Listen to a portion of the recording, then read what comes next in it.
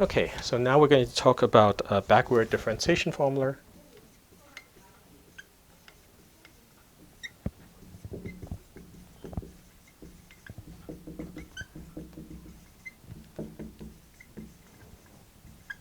Okay, so these are what are called BDF methods. And so BDF methods, again, it's like weaponize the order condition in order to give you a systematic way of deriving. It's like a class of methods. But unlike what we saw before, where you picked the row characteristic polynomial to derive the sigma characteristic polynomial associated with an appropriately sort of high order method, the BDF methods pick sigma instead. Okay, so in PDF, it's like you sort of pick sort of sigma of W, and then you use the order conditions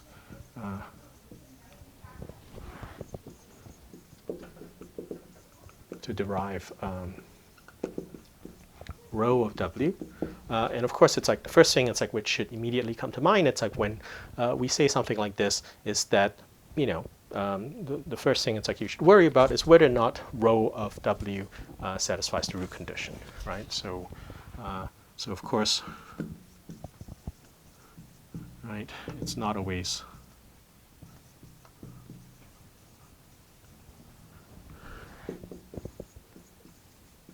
case that the row of W you obtain, right, will satisfy the root condition. So that's something you have to check after the fact.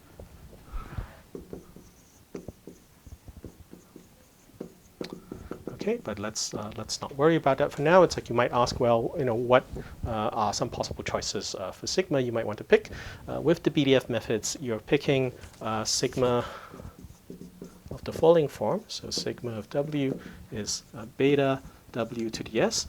Okay, so what that's basically saying is that you have a numerical method where the only vector field it's like it uses is the vector field at the new point. So the numerical method, or the back sort of the multi-step method which you're looking at looks like the following. It's the sum of am y n plus m equals the h sort of some unknown value, bs if you will, f evaluated at yn plus s tn plus s. So you're looking at methods, if you will, of this form. Okay, and so bs actually, of course, is just beta here. All right. So let's see what happens. Okay. So you say that a S order S step method is BDF. Okay. If your sigma of W is equal to beta W to the S, okay, for some beta which is not equal to 0. Okay. All right. So let's state the following lemma. All right. So a BDF method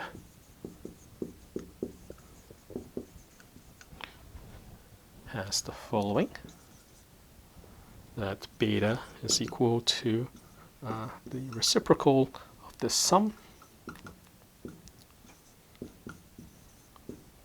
and that row of W is given by beta sum from m equals to 1 to s of 1 over m w to the s minus m w minus 1 to the mth power.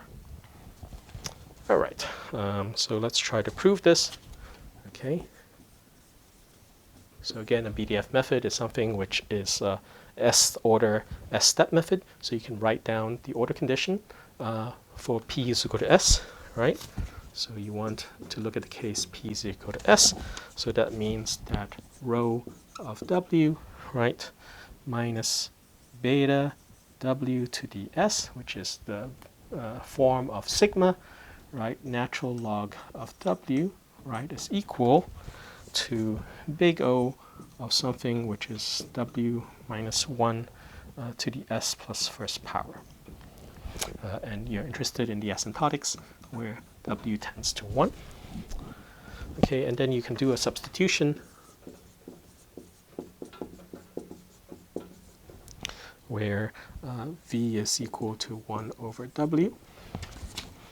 And when you substitute it into this expression, what you end up getting is v to the s rho v to the minus 1 is equal to minus beta natural log of v, right, plus something which is big O of v minus 1 to the s plus first power.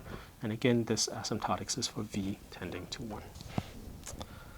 Okay, so you have to deal with this natural log of v term, and you probably know that series expansions involving the natural log are always in terms of like a 1 plus. You take the expansion for 1 plus x, and you get an expansion in terms of x.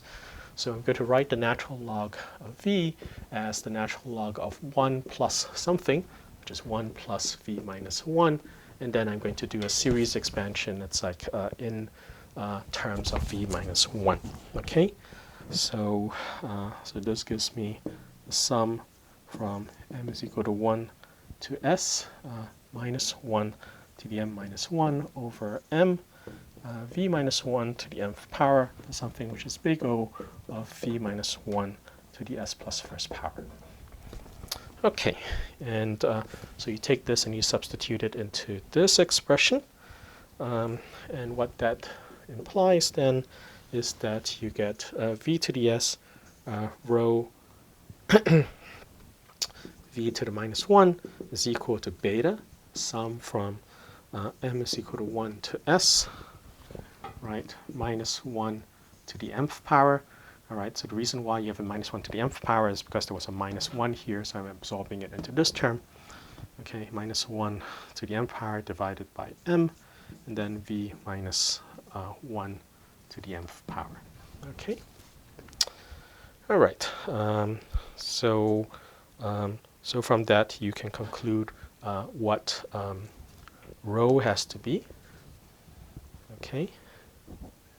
So that means that rho of w is equal to beta v to the minus s, the sum from m is equal to 1 to s of minus 1 to the m divided by m multiplied into v minus 1 to the nth power.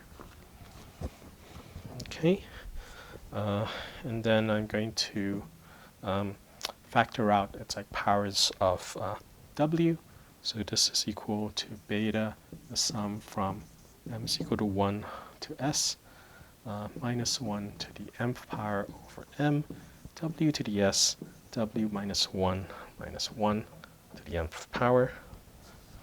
Okay, and then I'm going to factor out more of w minus 1. Okay, so this is going to end up being equal to beta, sum from m is equal to 1 to s minus 1 to the m divided by m, w to the s minus m. Okay, and then this gives you a w minus 1 term instead. Oh, I'm sorry. Right. So that would actually normally give you a 1 minus w term, right? And so I factor out the minus 1 to the nth power and cancel out this term here. Okay, and then that just gives me a 1 over m now. All right. So that's what you get. All right. So that's the expression you need, and then to complete the proof, you just need to derive a formula for beta, and this comes from the normalization condition, which says that basically a sub s is equal to 1. Okay, so at the end of the day, what you end up getting again, is that beta is equal to the reciprocal of the sum. Okay, so it's the reciprocal of the sum of 1 over m from m equals 1 to s, and rho of w is equal to beta times the sum from m is equal to 1 to s of 1 over m w to the s minus m w minus 1 to the mth power. Okay, all right.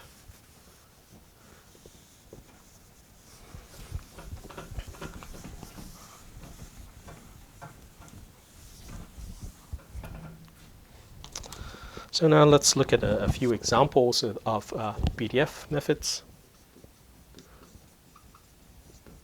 So of course the simplest example is the s equals 1 case, which is the one-step method, which is a BDF formula. Okay, and this gives you basically backward Euler, okay, which says that yn plus 1 is equal to y, well, let me just write this as yn plus 1 minus yn is equal to hf evaluated at yn plus 1, tn plus 1. Okay, and then the s equals to 2 case gives me yn plus 2 minus 4/3 yn plus 1 plus 1/3 yn is equal to 2/3 f evaluated at yn plus 2 tn plus 2. And then the s equals to 3 case corresponds to yn plus 3 minus 18 over 11 yn plus 2 plus 9 over 11 yn plus 1 minus 2 over 11 yn is equal to 6 over 11 f evaluated at yn plus 3 tn plus 3. Okay, and again, it's like deriving this is relatively straightforward. You basically just compute this rho, it's like from this formula, and the beta from this formula here to derive the corresponding BDF method.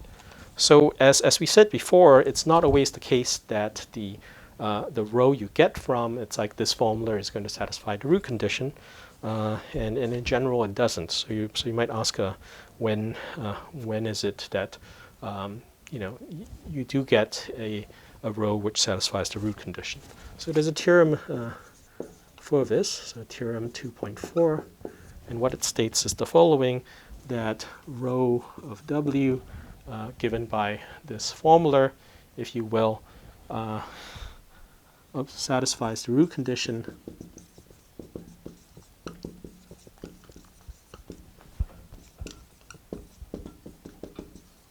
okay, and the BDF method, the corresponding BDF method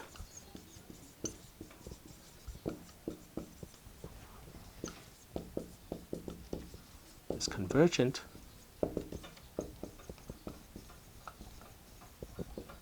right, if and only if